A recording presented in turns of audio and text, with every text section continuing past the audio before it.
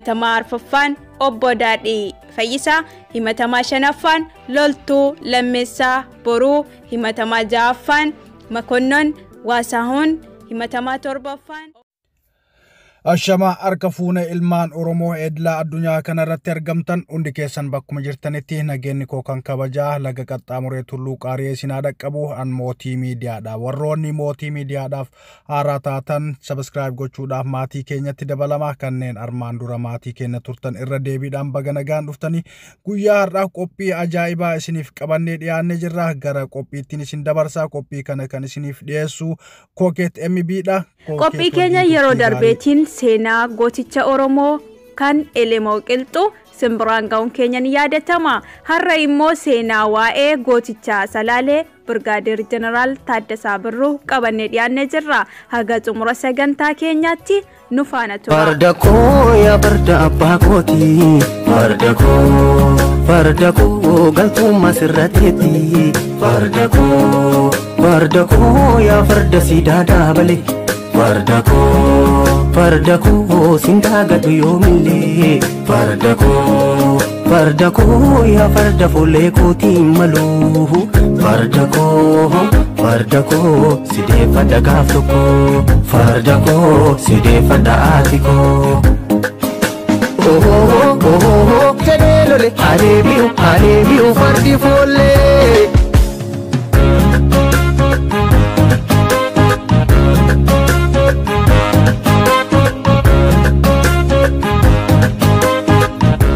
Gootichi beekamaan ilma Oromoo onneen isaa waa'ee saba isaaf dhigdu kun kan dhalatee guddatee godina Shawaa Kaabaa naannoo Salaalee aanaa Hidhabboo Aboottee iddoo addaa Siree Morsee jedhamutti dhalatee akka guddatee seenaan tarree gootota Oromoo keessatti barreeffamee hedduun ragaa baha. Jeneraal Taaddasaa Birruu akkuma ijoollee naannoo isaa biroo ijoollummaan loon tiksuurra darbee umuriin isaa yoo barnootaaf gahu mana barumsaa amantaa Ortodoksii afaan Gi'iziitiin barumsa amantaa hordofuun afaan Gi'izii barreessuu fi dubbisuun kan yeroo ittiin fudhatin ture. Haa ta'u malee daa'imni kun abbaan isaa quuqama saba isaa waan qabaniif yeroo lola Xaaliyaanii irratti duulee dirree waraanaa irratti wareegame. Yeroo kana duuti abbaa isaa baay'ee isa gaddisiisee osoo jiruu haati isaas rifaatoo abbaa manaa isheerraan kan ka'e abbaa manaa ishee du'ee guyyaa 80tti lubbuun isheellee darbuu danda'eera. Qormaanni jireenyaa walirratti leenca kana quunnamte akka inni barnoota isaa addaan kutuufis itti lallabde. Kana booda dargaggeessi jaalala maatii isaa dhandhamee hin quufne kun karaa abbaa isaa qabachuun Xaaliyaanii irratti duuluudhaaf bosona akka galee dirreen seenaa gootota Oromoo keessatti barreeffamee jira. Yeroo kanatti eessumni isaa yookaan obboleessi haadha isaa Baaraambaraas Beekaa jedhamu waliin kutachuudhaan loltuu mataa ofii uummatanii biyya isaanii faashistoota irraa baasuuf gara hallayyaa calaqqootti. Farda koo maaliin si sakaalanii na obsite mee ati? Deebi'uu qaba foollee koo fardi suni seenaa keenya awwaalanii. Xaaliyaanonni meeshaa waraanaa ammayyaa fi loltuu saayinsii quufan qabattee waan hirmaatteef falmiin turee caalmaa warra Xaaliyaaniif dhundhumatee waraana sa'aatii 24 taasifameen Jeneraal Taaddasaa Birruufaan naannoo holqa Fincii jedhamtee waamamtutti marfamanii harka laatan. Sana boodas akka qabamanii mana hidhaa hidhamtoota baay'ee waliin gara Moqaadishootti ergamanii achitti Jeneraal Taaddasaa Birruu hidhaan umurii guutuu akka itti murteeffamu taasifamee ture. Haa ta'u malee umurii sanatti dararamuun faashistootaanii abdii kan kutachiise osoo hin taane caalaatti jabbinni kennaa fi seenaa uummanni Oromoo har'a akka warqii fi meetiitti ilaalu kana dalaguu danda'eera. Akkuma Jeneraal Taaddasaan mana hidhaa faashistootaatti rakkoon hedduun isa dararteen biyyi Soomaaliyaa harka Xaaliyaanotaatti baatee kolonii Ingilizitti kufte. Ta'inni kun immoo Jeneraal Taaddasaa Birruu fi namoota isa fakkaataniif caarraa cimaa ta'ee uume. Eega hidhamanii umurii guutuu ture sunis caarraa kanaan fashalaa'eera. Haaluma kanaan goosichi kun dandeettii cimaa qabachuun isaa erga beekamee gara loltuu Ingilizitti makamuu danda'eera. Rakoo Finfinneerraan garmaamii natti kootu. Boorakoo maaliinsi sakaalanii na obsite meeqatu.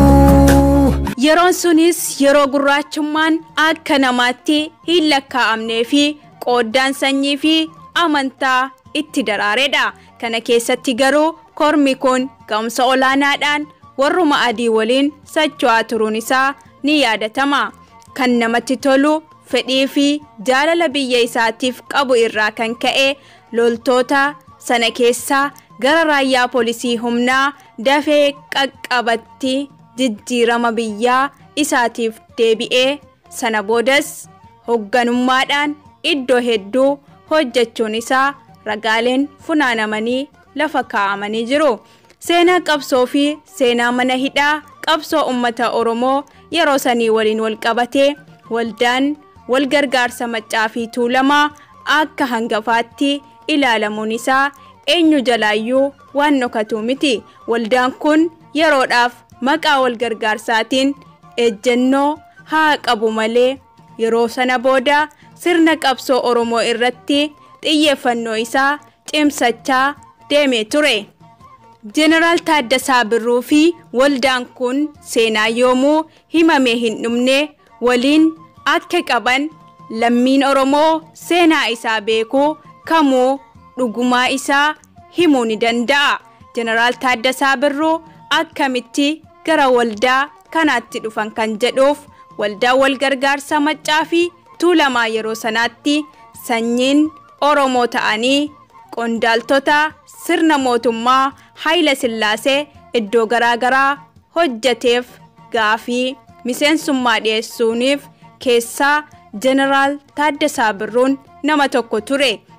Jalqaba irratti akkuma loltuu Ingilizii keessaa jijjiiramee dhufeen sirna mootummichaa dhugumaan ummata Oromoof waan dhaabbatee ittiin fakkaatne yeroo miseensi waldaa kanaa ta'ee ilaalchi qooddaa sabaa uumamuu danda'a jechuudhaan shakkee akka didellee ni dubbatama. Kanuma gidduutti muummichi ministeeraa yeroo sanaa kan turan Akilil Hatewold namni jedhamu tokko galgala wahii Jeneraal Taaddasaa Birruu irbaataaf mana isaatti affeeree osoo taphachiisaa jiranii waan tokko akeekkachiisee ture. Birgaadeer Jeneraal Taaddasaa Birruu koree duula qubee waan turaniif akka uummanni Oromoo baratee doofummaa keessaa bahuuf tattaaffii inni gochaa ture daraan cimaa waan ta'eef muummicha kana sodaachisuun hin hafne. Jeneraalli kun Oromoo ta'uusaas waan hin shakkineef akkas jedhanii ture. Taaddasaa ati erga duula qubee kanaa eegaltee baradhaa jechuun baay'isaa jirta. Baradhaa jechuun gaariidha garuu eenyu barsiisuu akka qabnu adda baastee beekuu qabda. Nuti yoo xiqqaatee Oromoo jaarraa tokko gara boodaatti hambisnee bittaa jirra. Ummanni kana nan barsiisa yoo jettee galaana nurraa garagaluu jechuudhaan sodaa ummata Oromoo irraa qaban ibsaniifi kun immoo Jeneraal Taaddasaa Birruun gadoodaa akka waldaa Maccaa fi Tuulamaatti dabalamuuf karaa bal'aa bane. Sana booda miseensummaa laphee guutuudhaan edda eeyyamanii akkas jechuun dhugaa jiru bahanii turan.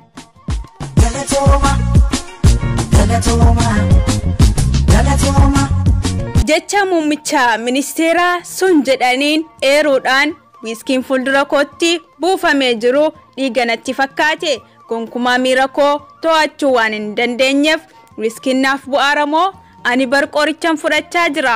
Kanaafuu hin dhuguu jechuudhaan dhiiseen ba'e jedhanii akka turanis ni yaadatama. Akka lakkoofsa Habashaa bara 1966 keessa waldichi akkuma tasaa gara sochii siyaasaa ol aanaatti ce'uusaatiin miseensota lakkoofsaan hedduu ta'an horachuu danda'eera. Jijjiiramni dhufe kunis bu'uurri isaa haasawa dadammaqiinsaa Birgaadeer Jeneraal Taaddasaa Birruudhaan haasofni jeneraalichaa waa'ee muummichaa ministeeraa aangaa'ota mootummaa kan turan loltoota sadarkaa ol aanaa gahanii fi Oromoota gara dhaabbilee barnootaa ol aanoo galan lakkoofsi isaanii akka hir'atu kan jedhu bakka jeneraalli kun jirutti wal gahii geggeeffame irratti ibsamuu isaas eeranii turan. Yeroon booda shira aangaa'onni ol aanoo mootummaa Haayile Sillaasee qopheessaniin Birgaadeer Jeneraal Taaddasaa Birruu fi Abbaa Dhibbaa Maammoo Mazammir namoota lakkoofsaan 7 ta'an waliin gara mana hidhaa Alam Baqqaanyitti darbatamanii turan.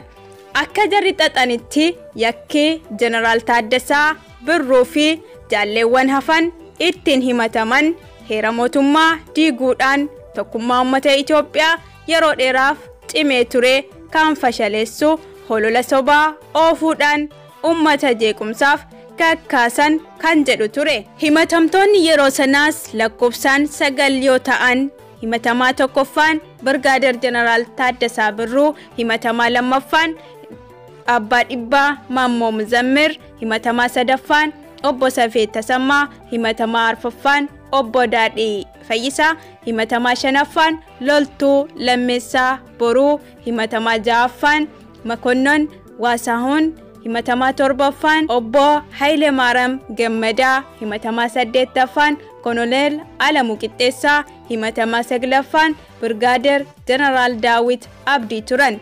Egaan kabajamtoota hordoftoota keenya seenaa Birgaadeer Jeneraal Taaddasaa Birruu kutaa tokkoffaan kana gammaa ture. Kutaa lammaffaa isaatiin aga walitti deebinutti nagaan nu turaa isiniin jenna. Farda koo yaa farda abbaa kooti, farda koo galtummaa sirrateeti, farda koo yaa farda siidaa daabale, farda koo sintaa gadhu yoomillee, farda koo yaa farda fuullee kootiin malu, farda koo sideeffadha gaaf tokko, farda koo sideeffadha ati koo. Jedhee lole adeebi'u fardi foollee.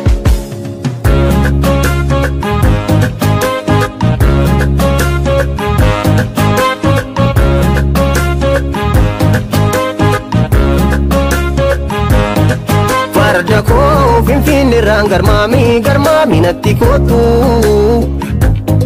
boora koo maaliinsi sakaalanii na obsite meeqatu.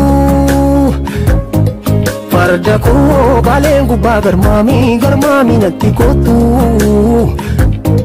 farda koo harargarraan garmaamii lafti keetu. Farda koo wallaggarraan garmaamii ambos biyya baakeeti, farda koo maaliinsi sakaalanii na obsite meeqati. Deebi'uu qaba foollee koo fardi suni seenaa keenya awwaalanii.